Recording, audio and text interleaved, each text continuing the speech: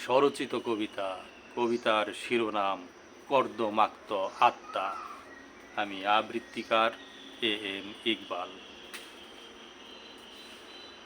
আজকাল সন্তানরা তার ইচ্ছের নীল ঘড়িটাকে সীমাহীন দিগন্তহীন আকাশ ভাবে, আর বাবা মায়ের অভিলাষের চোখের জলে ভেজা ভিজে চাদর অতি ক্ষুদ্র ভেবে বিছিয়ে রাখে টাঙ্গাইল সদর উপজেলার পূর্ব পাশ দিয়ে বয়ে যাওয়া বৃদ্ধ বয়সী ঝিনাই নদীর স্বল্প আয়তনের বালুর চরে।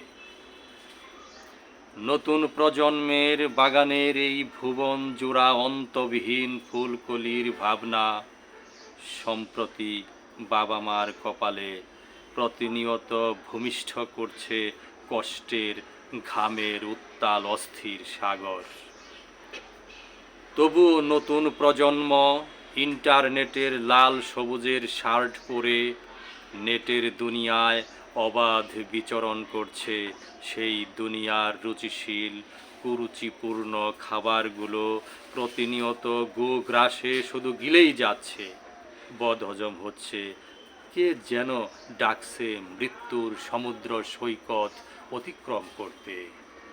বালুকুঞ্জ পার হয়ে সমুদ্রে চিরতরে হারিয়ে যাওয়ার আগে তোমরা সূর্যাস্তের সূর্যের মতো চারিদিকে লাল আভা ছড়িয়ে দাও, প্রকৃতিকে শেষবারের মতো রাঙিয়ে যাও। তোমার পুরনো সাদা রুমাল দিয়ে পৃথিবীর সকল ভিজে চোখগুলো মুছে দিয়ে গোধূলির লাল আভায় রক্তিম করে দাও বিকেলের শেষ বেলা।